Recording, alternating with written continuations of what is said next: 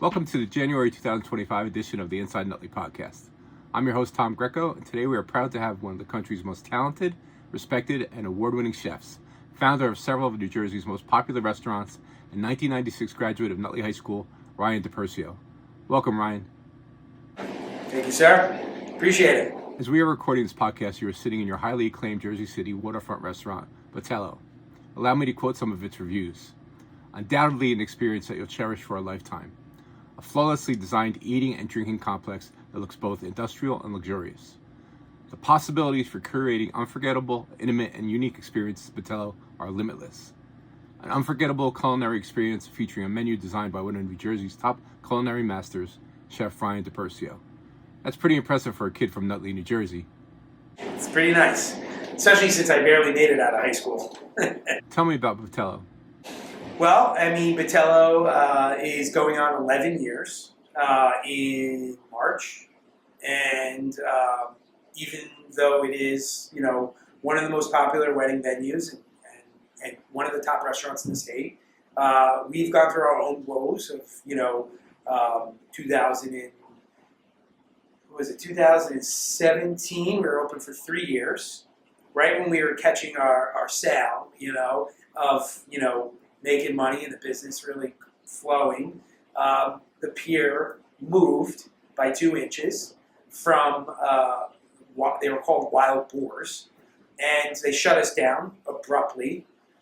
We lost, we had to close the restaurant. They told us we'd be closed for 2 months. We ended up being closed for 19 months or 18 months.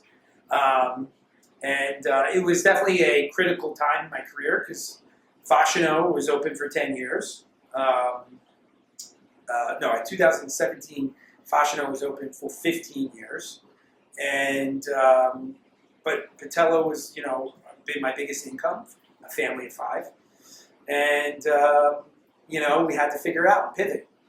But we ended up getting it back. We reopened in January of 2019. We book now 120 weddings a year. The restaurant's open whenever there's not a wedding. So typically the restaurant's open Monday through Thursday, sometimes Sunday through Thursday, few Fridays per year, maybe 10 Fridays a year. Saturdays we're closed all year round because it's a wedding. So a lot of people say it's really hard to get into, but it's because we're a very popular wedding venue. But honestly, it doesn't really change the business. It brings all the business Monday through Thursday, and Monday nights you'll see 150 people in here like it's a Saturday night. All right, now we like to call this a time machine. We go back in time on Inside Nutley. What are some of your favorite memories as a kid on Alexander Avenue? I think what I love that I don't see now is that we literally went out every day. We went out on our bikes, we went out on our feet, we just went out and we went to the parks, we went to the schools, and we played manhunt, just missing that, carefree fun that you had as a kid, And Nutley had a lot of, really fun places to go to, like I said, the parks and the schools. There was always something that we got to do, even the fields, we played football and basketball and soccer, we were always out and about. It seems like kids today don't go out as often. I think that, everybody was, really close. Everybody knew each other. Just being able to be a part of a great community and supportive, everybody's super supportive. What's his name? I never went to Yannicka, but Mr. Walker. Mr. Walker knew my name because I went to some camp that was at Yannicka for a week, and he knew my name, and that's just not normal in other towns. What about Spring Garden School? I have to be honest. I wasn't a good kid, I was kind of a troublemaker. So I had a lot of friends, and enjoyed, I'm still friends with kids that I went to grammar school with. So yes, that part is a very special memory for me. But I also struggled with ADD and I struggled in school a lot. But I definitely would say that most of the teachers were, very, very helpful, trying to make make sure that you succeeded in any way you could. What was it like for you growing up in the 80s and 90s in Nutley? It was pretty wild. I mean, it was fun. I mean, we were I was friends with all Belleville kids, right? And Nutley and Belleville were friends. And then Bluefield, we were like, stay away from the Bluefield kids, which is kind of weird. Like, I don't know what the reason behind it was. But, I just, again, I had a camaraderie of friends. They used to call us the Guidos, and we just had a large group of friends that stuck together up until our 20s, and the truth is we still will try to go out to dinner once a year or whatever. And I'd say most of them probably still talk to each other, and I'm probably the most distant and more maybe just, I don't know, I have a family of 5 and I have multiple businesses, and it just becomes hard for me. But I'm trying more now as I've gotten older, saying I want to be a part of it. I want to hang out with my old friends again, and stuff like that.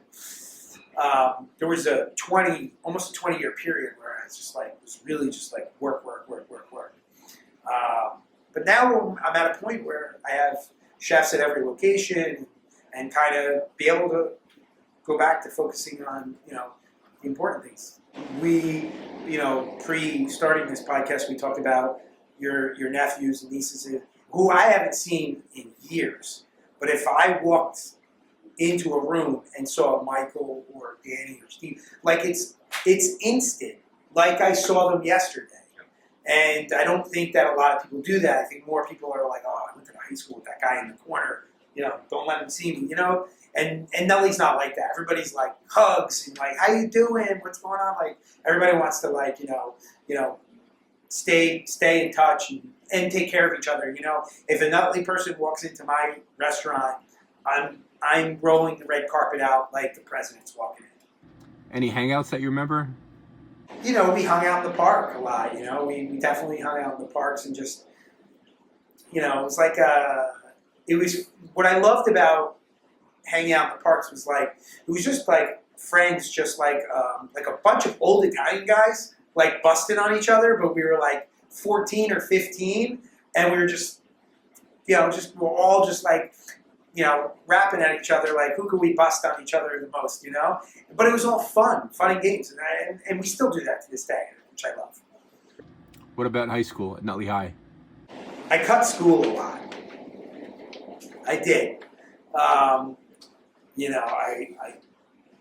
disliked school, and I made sure of it by, being the very Ferris Bueller, student of calling in and, writing notes. And I used to call in as my dad. Yeah. And I knew there was 2 women that answered the phone, and I can't think of the woman, her name, because she had a kid in our school. I think she died of lung cancer, but I knew if she answered the phone, I was screwed, because she knew me. And the other woman, she was just an older lady that didn't know me. So if she answered, I hung up. And if the other one answered, I'd be hi, this is Anthony DePersio. Ryan's not feeling so well today, so he's not going to be in. And my parents both worked. So they were both out the door at, say, 7:45.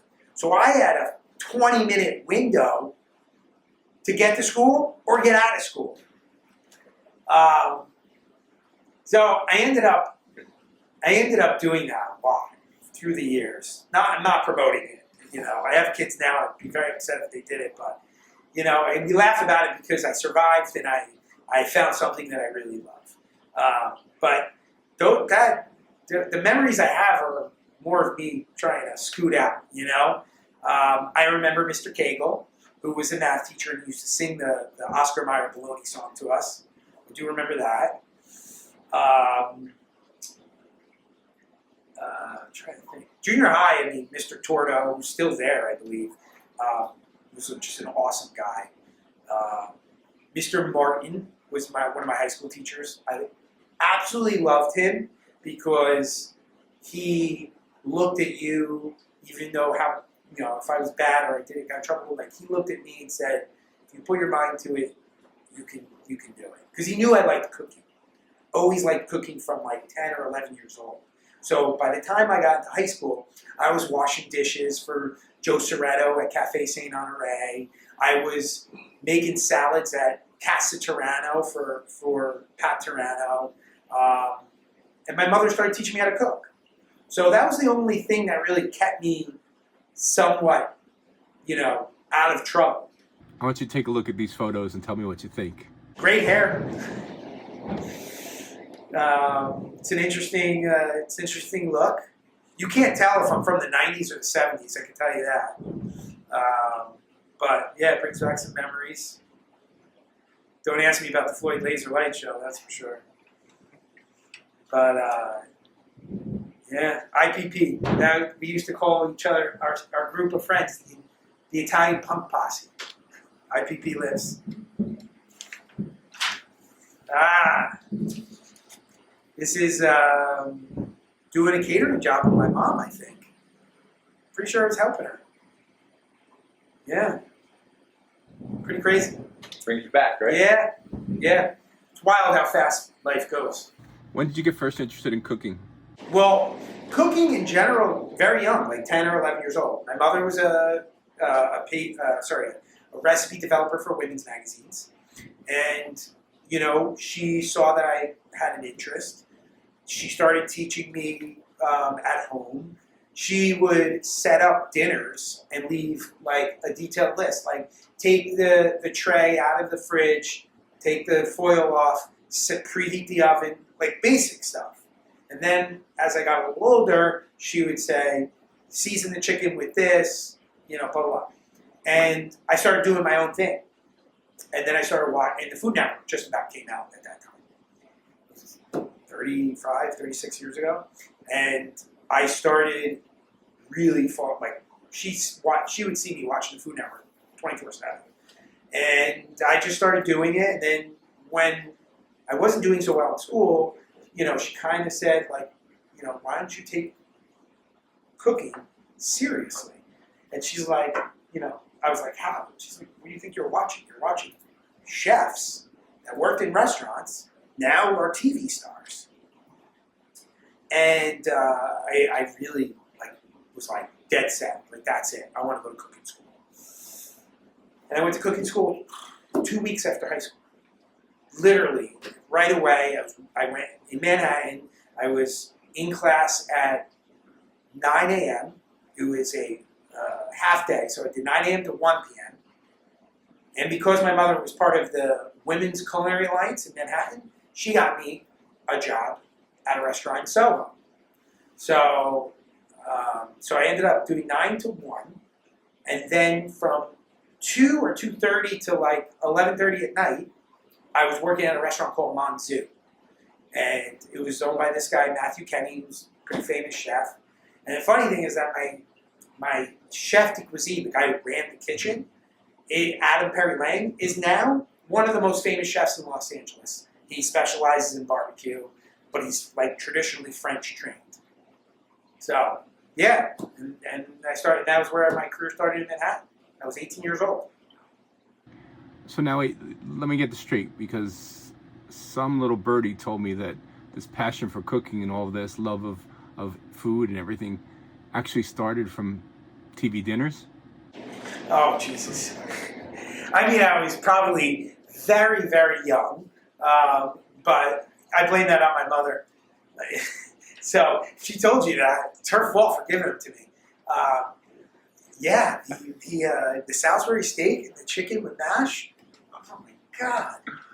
Who would have thought you came from there to here, right? Listen, a TV dinner is like watching an 80s movie. You watch that movie back then, and you're like, that was such a good movie. But now you watch it in 2025, you're like, that movie sucked. At what age did you think you could make it a career? 16, 17, yeah, about 16, 17. It was definitely, probably going 16, turning 17, where I got my first job washing dishes. I was like, this is what I'm going to do. Because I knew I didn't want to go to college. Probably closer to 17 now that I think about it. I'm sure you remember my friend Joe Caravetta. And Joe's dad worked for Pepsi. And he actually got Nick, my brother, a job with Pepsi when he was in college. He used to come home for the summer and work for Pepsi. And Mr. Caravetta said to me once, he said, college wasn't for me either. And, this is a really good job. And, if you take it seriously, I can get you started the minute you're out of high school. And I almost went that route. It was just the idea of working for a big company, knowing that I could build up a 401k and a pension plan and all that.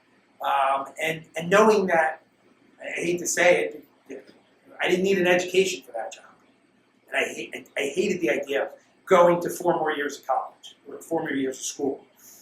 And I was very much highly thinking about it until my mother really got me to pivot and say, cooking is a passion of yours, and if you take it the right route, you could be very successful. You go to New York Restaurant School, right? Yeah. Okay. You graduate there, and you're working in the city for a while? I worked in the city from 18, which was 96, summer of 96, all the way to 2002. Yeah. Then you headed overseas to Paris, right? So in between that, I went to Paris in 2001. Yeah, I went to Paris in 2001 for 3 months.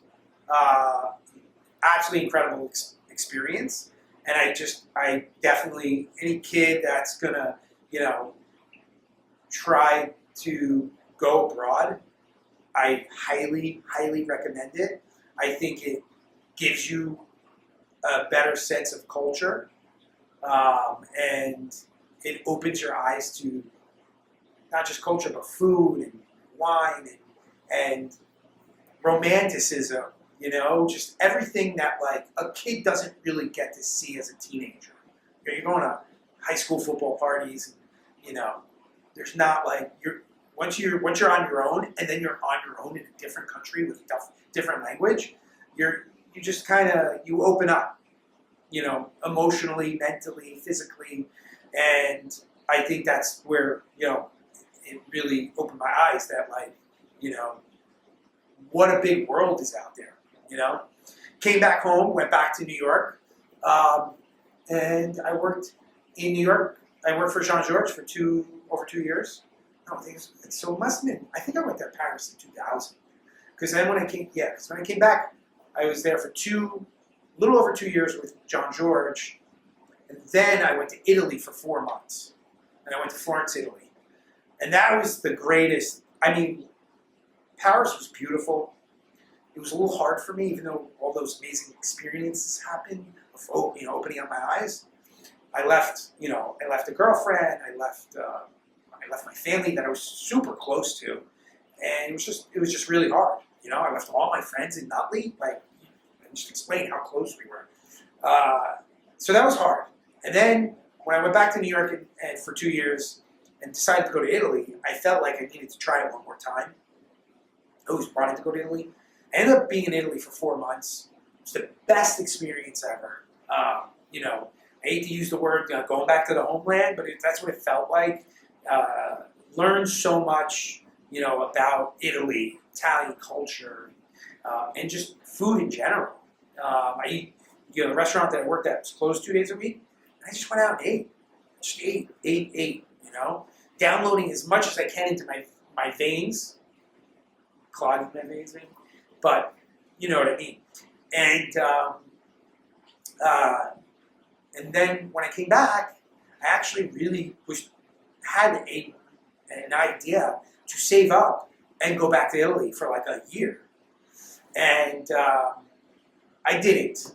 I ended up getting a job at Cafe Panache in Ramsey as a sous chef. Was there for about 6 months, and I drove by a space on Bluefield Ave in Montclair. I saw a for rent sign, and I walked in. And I asked them for the information. I was interested in opening a restaurant, and they said no. The landlords don't want a restaurant in this space. It was an art gallery, and before that it was Ace Betting. And the guy was like, he was a realtor. And he's like, the owners don't want a restaurant here. They don't want food in here. And I'm like, no. I'm like, I think he's thinking some kind of like hole in the wall that's going to have like, mice like infested and all that. And I was like, I'm looking to do an upscale restaurant, really like take a lot of pride, not just from food and wine, but cleanliness and health and blah, blah. And he's just like, they're not interested. So I walked back to my car, and when I opened the door of my car, I had a manila envelope that I kept an idea of a menu and a name for a restaurant. And I took it out, and I looked at it, and I walked back in, and I said, hey, can you just give this to the landlords? This is an idea of the type of food I'd like to do here. And the guy said, yeah, sure. Took it. I got a call a week later, and that's where we got the idea of opening a Fascino. And I got my mother to be the pastry chef. My brother ended up quitting his job at Morgan Stanley to be the general manager. And we like to call my dad the unsilent partner. Who couldn't get me a reservation, by the way? Yeah, That's how much you love me. So we opened Fascino on June 30th, actually my dad's birthday, 2003. And we got reviewed by New Jersey Monthly within a month, 3 stars, and then the New York Times gave us an excellent review, which they didn't do stars, they did words. Excellent was right before the top, which was extraordinary. And only one restaurant got extraordinary. And we blew up. I started doing James Beard dinners in New York City, wine dinners with all these great winemakers. I started doing, doing cooking stints on the Food Network and the Today Show. I was on the Today Show, God, probably close to 10 times now. Fox. I was on a bunch of shows, and it really blew up the restaurant. And that just kind of, tumbled into a whole lot of other things. So you open your first restaurant, and you're 25 years old. That's got to be kind of daunting, no? It was. It was because when I worked in New York, I was a good cook, but I worked at the best restaurants in New York, and I wouldn't say that I was the best one. I definitely say that I was probably one of the weaker ones, and I had to really push myself to be good. But I also had a dream of being my own boss. So when I convinced my father to help me, open a restaurant, I knew that he wasn't just, magically picking money off of trees. He was taking a risk for me. So the daunting task was just work hard. I showed up every day. If something had to be done, and it took longer than the day before, I showed up earlier. I really, I missed times with friends and family, and, because I really needed to make sure that restaurant was not just survive, but be successful.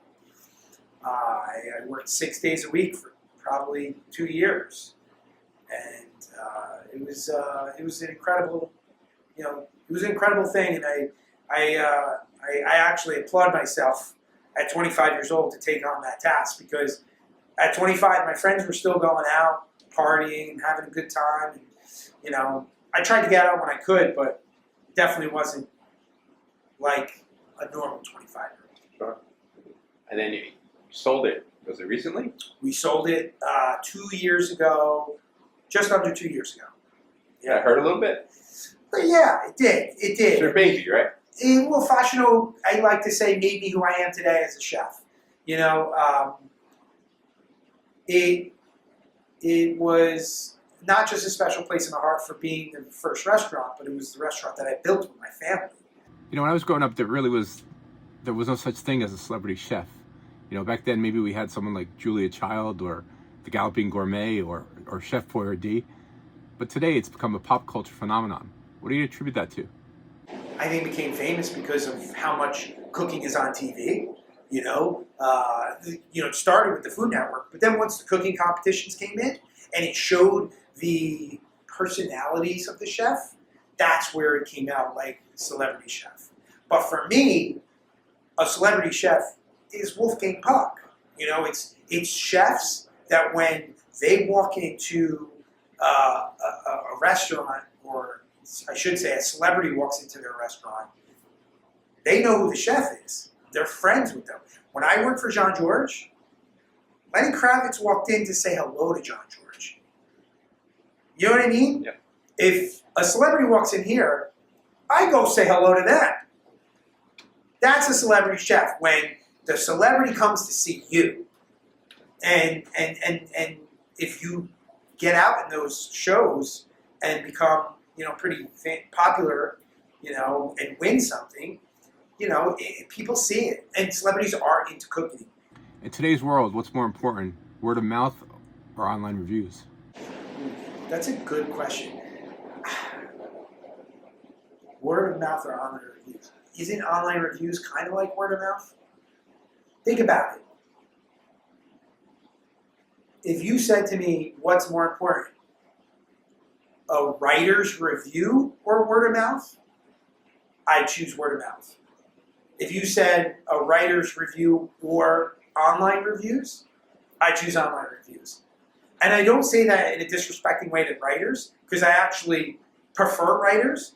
And back in the day, like when I was a cook, every Wednesday, religiously, I went to the deli and I picked up the New York Times and I got the dining out section and I read it front to back. And every Wednesday, there was a restaurant review. And that restaurant reviewer would make or break a New York City restaurant. The New York Times Review, packed. Fascino. The New Jersey Monthly Review, packed.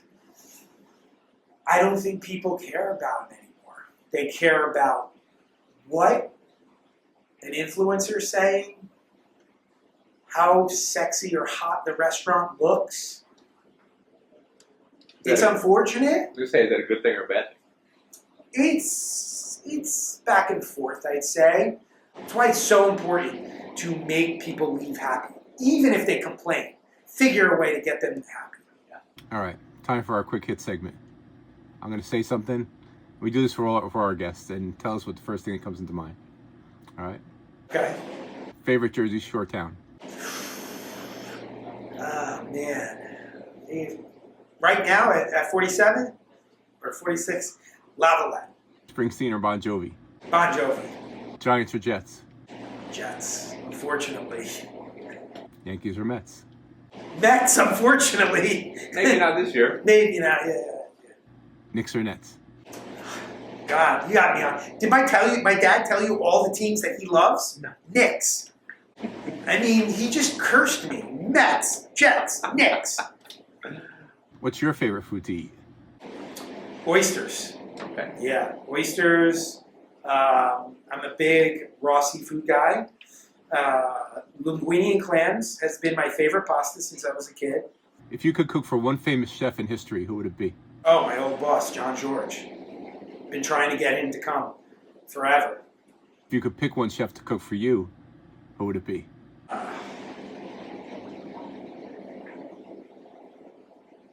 Heinz Beck. Who's that? One of the most famous chefs in Italy. He's a German guy that does nothing but Italian food. How has Nutley influenced your life? I think that Nutley influenced my life in a way that, learning what family, camaraderie, taking care of the people around you, it's definitely something that really has been embedded in me, because I really didn't leave Nutley until 4 years ago. So that's 43, years old. I did really enjoy it. I really did. Everybody was so great, Everybody was so close, Nothing's better than walking into Petracco's and everybody knows you. You know, it's like, or you know, and I like to use Tracos as an example, but even you walk in the shop, right? You know, it's like you always know somebody. Everybody is the norm of cheers. You know, and it's a special feeling. You know, and it has helped me build my career on the hospitality side, meaning, you know, treating people with love and respect and making them feel great is what gets people in the door. And that's what people love about Nutley. What are you most proud of? Oh, wow. What am I most proud of? I'm most proud of a lot of things. I'd say, most importantly, becoming a dad. I'm most proud of being able to realize, you know, how important family is, and it's made me, you know, I think it's still making me a better dad as day goes on, or each day goes by, and but I'm also very proud of what I've done in my career. You know, there's definitely people out there that probably doubted me because I just wasn't a good student. I definitely was a wise ass. I talked back a lot. And I never really thrived in, you know, school. So I'm sure there were people that doubted me, but there's definitely people that didn't doubt me. You know, I'm very proud of how far I've gone. You know, we're a group of guys that run now, you know, 25 million in sales, 20 million in sales, and it's all my food. So I'm very, very proud of that. And I'm also very proud that I haven't quit and that I just want to keep going. As long as I make the time for my family, I want to keep going. I want to keep growing, and maybe someday, even though I'm almost 50 in a couple of years, I can take that status of celebrity chef real. Ryan DePersio, thank you for joining us on Inside Nutley. Good luck to you in the restaurants, and hopefully we'll see you soon. Thank you, Tom. Appreciate it very much. It's a Good luck. pleasure. Thank you.